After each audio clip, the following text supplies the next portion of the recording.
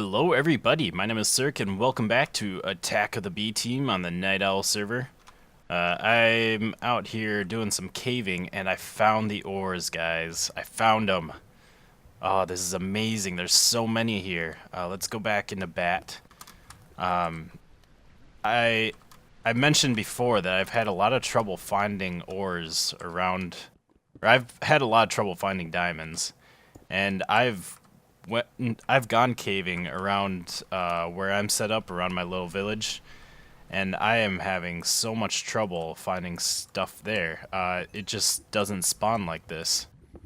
So I'm actually pretty far away from that village, and testing out some new pickaxes that I made. I've been tinkering around, and actually I need to get this lapis here so I can kind of improve my pickaxes, or improve one of my pickaxes some more. But yeah, I'm already up to, getting close to 2 stacks of diamonds. I have all this lapis. I think this is about it for ores. Mostly lapis is what I've been going for, and the diamonds. I'll have to come back later and get some of this other stuff. So these 2 picks I made, I got a silk touch. Well, let's go through all of it. So these 2 are made out of a Manulan handle and a Manulan pickaxe head, and then I have an obsidian binding. And the reason why I did that, let's see, I could have made it all out of Manulan. It would have been still pretty good, and I mean, these pickaxes are really cheap. It's only 2 ingots for the whole pickaxe. It's like 1 ingot for the pickaxe head, and then half an ingot for the binding and half an ingot for the rod. But the reason why I went with obsidian is, do I have a Manulan? No, I don't think I have a Manulan binding. Oh yeah, I'm not a bat. Not a bat right now. Let's turn that music down. Doesn't really fit the mood. Alright, so let's get a binding in here. Just like that. And let's get our Manulan. Got a little bit left in here. And we will grab that. Alright. So, yeah. If I put this Manulan binding on here, we have durability of 3000, mining speed of 9, modifier is 3. That doesn't change when I put the obsidian binding on here. We still have durability of 3000, mining speed of 9. So the binding doesn't really affect that. What the binding does affect in this case is obsidian has a trait of reinforced 3. Whereas, so here we don't have any traits on here. It's just a regular pickaxe. If I put obsidian binding, it now has reinforced 3, which means that there's a 30% chance that it will not take durability, which is pretty nice. So that's what I did for both of these pickaxes. I did Manulan tool rod, Manulan pickaxe, and then obsidian binding, so I could get the reinforced 3. And then on both of them, I put a leadstone energy, or was it leadstone energy cell? For the modifiers, which we can look that up. Right, almost there. There it is. Leadstone energy cell, yeah. And basically, it makes these tools rechargeable. So they have 400,000 redstone flux power, which is really nice. Plus the fact they have reinforced 3, which means that 30% of the time it doesn't use any power. Now one thing I kind of realized is I could have actually used, I think I could have used a like a steel rod. It would have been cheaper. And let's see, steel rod, obsidian binding. The durability would have been down, but I think if I use the leadstone energy cells and make it run off electricity, it doesn't actually matter about the durability. Because the 400,000 RF, that comes from the leadstone energy cell. That's how much power those hold normally.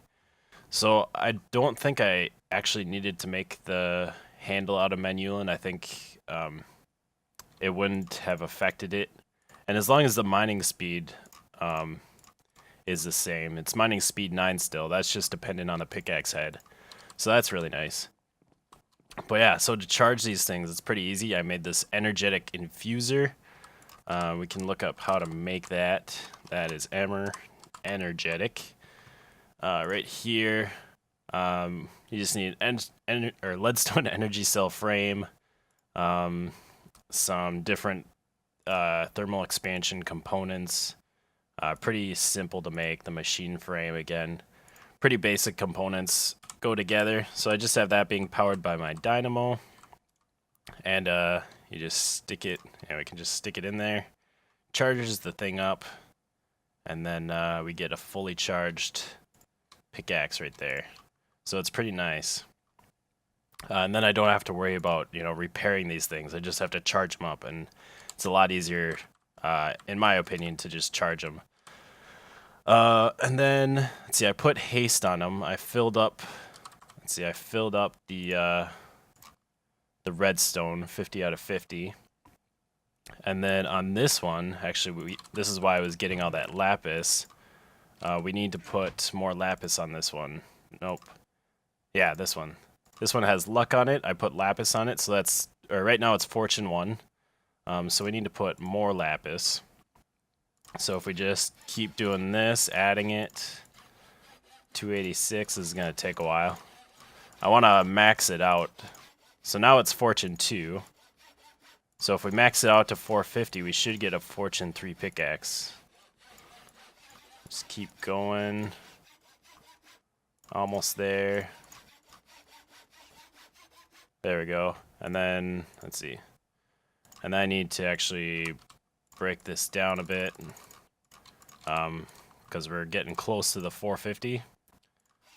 And yeah, that should be it. So now it's fortune 3. Awesome. So now I have a fortune 3 pickaxe with reinforced 3 haste, and it's rechargeable. And then I also have the silk touch one, which to make that you need, I don't remember what it was called. There's some orange or like yellow emerald thing that you have to craft. That thing. You need this this thing. I don't know what it's called. Silky jewel. Which is just aluminum, brass, or gold nugget surrounded by string, and then put 4 of those around emerald, and you get this silky jewel, which makes your tool silk touch. So I basically have my tools now. This one, yeah, silk touch, flux, mining speed of 10. The silk touch actually like slows it down, because they both started with mining speed of 9, but then when I put the silky jewel on this one, it decreased it, and then I put the redstone on it, and it brought it back up to 10. Now, one thing I can still do with these pickaxes, I've used up all the modifiers on these. Actually, let's use this one. I only have 3 modifiers that I can put on here, but if you put a block of gold and a diamond, then you get an extra modifier. So I can do that. So now I have 1 more modifier remaining, and then actually let's make this into blocks. There we go. And then we can combine this with that pickaxe, and then we can increase the mining speed. It's going up 15.88, and now we need to break this up again. For the last 5, I believe. Or we're at, 96, 97, 98, 99. And that should be 100. There we go. So now we have a mining speed of 17 on this thing. And I can do the same thing on this pickaxe as well.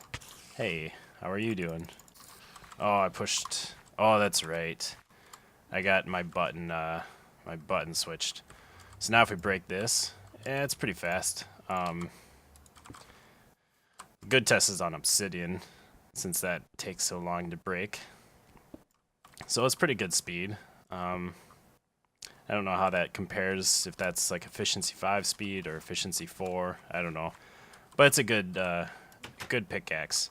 And one thing I could still do is if I kill a wither all the way at the end here, and combine this with a nether star, then I can actually get another modifier on this tool, which means that I will have, or I could put even more redstone on it. In fact, I wonder, I could even make a paper handle for this thing and get an extra modifier, because paper has a material trait of writable, which means you get a +1 modifiers. It has terrible durability, but if I have this thing chargeable, I don't think the durability really matters. So maybe I'll have to use a paper rod in the future. But anyways, I think that's all we're gonna really do with Tinker's Construct for now. We've spent a lot of time so far. I've just been trying to get these really good tools. And I think we're all done. Something must have fallen in here. Oh yeah, something did fall. Let's get some coagulated blood. Maybe. Oh, yep, we do have some. Is that all the blood in there? Yes, it is. Very nice. So yeah, I think that's all we're really gonna do for Tinker's Construct right now. We will definitely come back to it in the future. My chests are so full. But what I want to do now, we kind of talked about this last episode, is I want to get out of this village. I want to move away. We looked at a few spots. At the end of the last episode, there we go, now we can fly. Oh, and I have another dragon. I finally got the forest dragon. Very cool. She's so pretty. And I named this dragon Jackie. I don't know what to name her yet, but yeah, all you have to do is, I think, place it underneath a tree, and any tree should do. It just has to be under like leaves or logs or something. But yeah, so we will right now go check out where I have chosen to set up my home. Okay, I think I figured out where I want to live, and that place took me a little while to decide. It actually wasn't any of the places that I showed in the last episode, but here it is. Right here. Ooh, isn't that pretty? This is a Jade Cliffs biome. I went flying around in a creative world, so I wouldn't generate too much land, make the map file too big on the server. And I found a few really cool looking places, and this is the one that I chose. I love this pool here. I got some ideas going. It's a little cluttered right now. There's a lot of trees here that I'll have to kind of clear a lot of this out. And one thing I really love about this Jade Cliffs is that these trees are pine trees. And one thing, I guess the problem with a lot of biomes, a lot of the forest biomes, is they use like oak, like giant oak trees, or there's a few other trees, or like big spruce trees that aren't the vanilla spruce and vanilla oak trees. And so what happens when you chop them down is you can't regrow them because you're just gonna get oak and spruce saplings. And so they're gonna grow like normal vanilla oak and spruce trees. So it's like once you chop down a tree, then the only way to actually get like a tree, that fits in with the rest of them back is to build your own, which I don't like. Whereas here we have these really cool trees, these really cool pine trees, and if I chop them down, I'll get a pine sapling and I can just plant them where I want them. So it's pretty cool, pretty nice. And I guess one thing I want to show you before we end the episode, we're going to set up some enhanced portals. And these things are pretty amazing. I've played around with them already. Let's go into me mode, clear out an area. So I got some stuff here. And we're pretty far away from the village, and we have lots of stuff to bring over here. So obviously we're going to want to use a portal to kind of make it faster. But with these enhanced portals, well, that'll be fine. With these enhanced portals, I can actually make it, shoot. Dang it. I have dirt. we can make it a lot faster than if we just, made a portal to the nether and then traveled through the nether and made it back. And we can also make a lot smarter portal. So, let's see, let's do that. And then, what I have is this portal modifier. And this thing, let's go to the enhanced portals mods.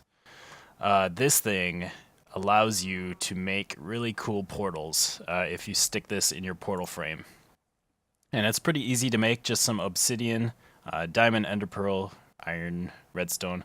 And then this is the special like enhanced portals flint and steel. It's just a flint and steel with a glowstone.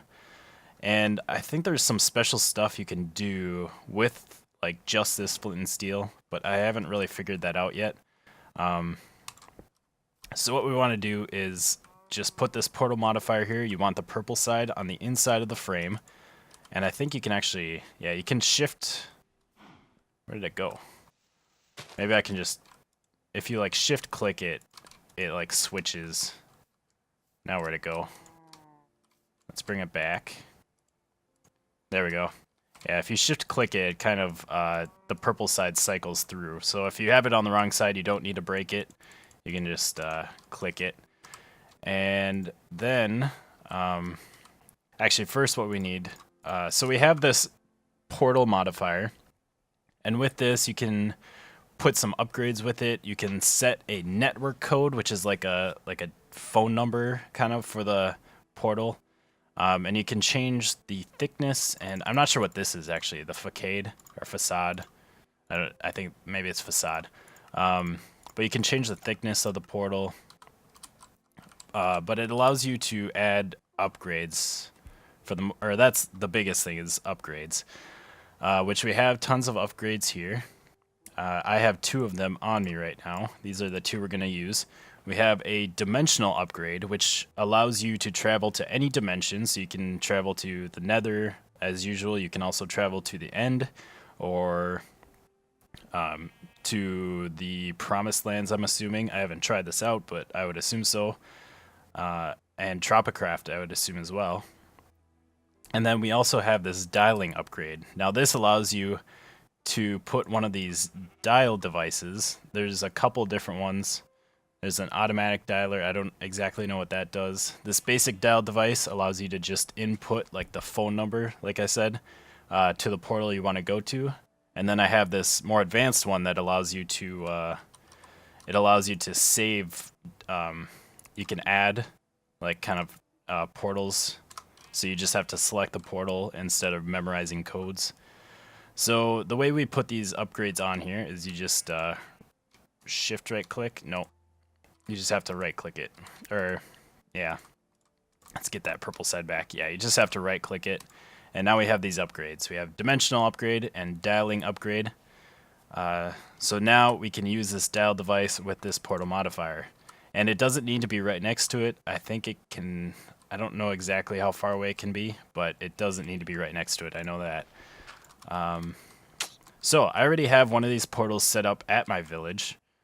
So we can, let's set a code here. Let's do, let's just do book and quill. Let's do 2 book and quill. And then we'll accept. So now the code for this portal is 2 book and quill. So I will be able to go to this portal from other portals now, with the enhanced portal mod. Now the village I put as 2 emeralds. So let's put this in there, village.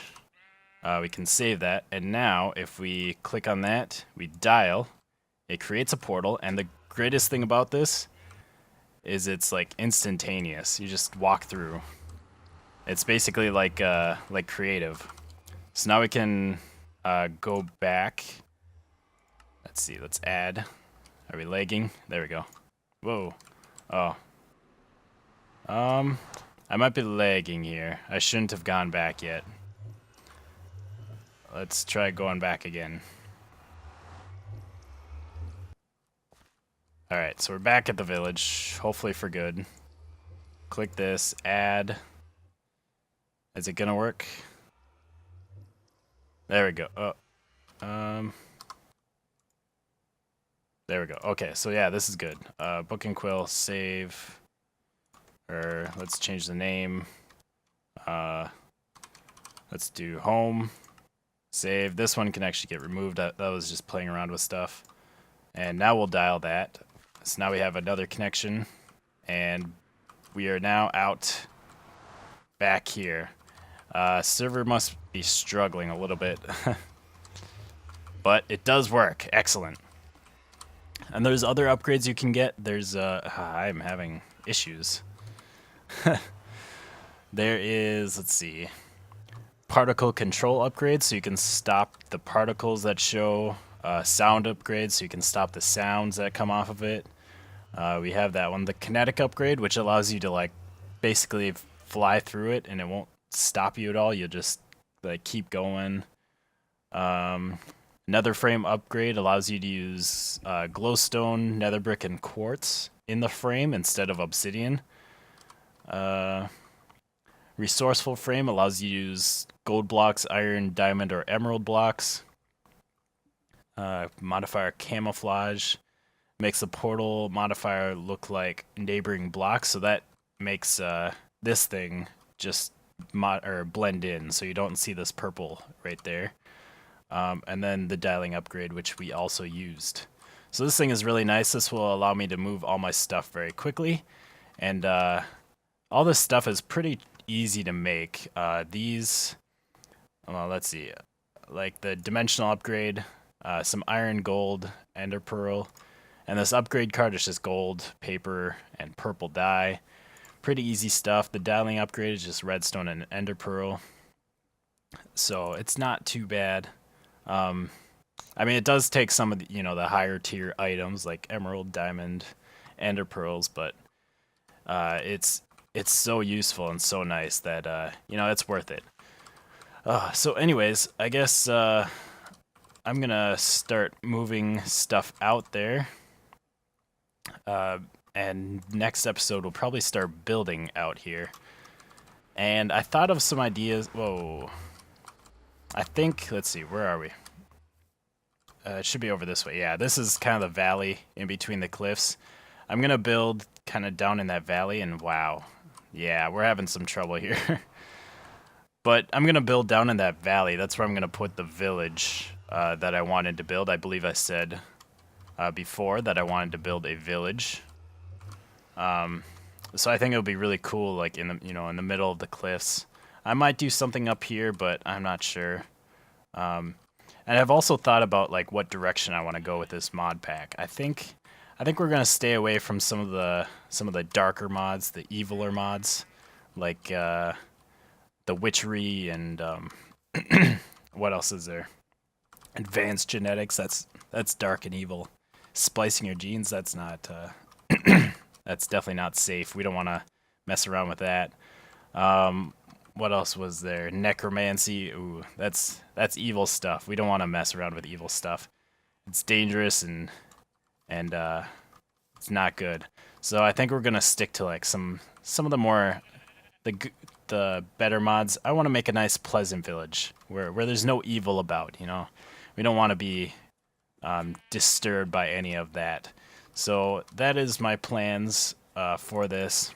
We'll start on the village next time. I might do a little bit of work before then. Obviously, I'll have to get all my stuff over here and maybe clear out some of these trees. But anyways, I hope you guys enjoyed this episode of Attack of the B Team. And I forgot I had these glasses on. This is one of the hats that I unlocked. So remember to leave a like if you liked the video and a comment down below. Until next time, goodbye, peoples.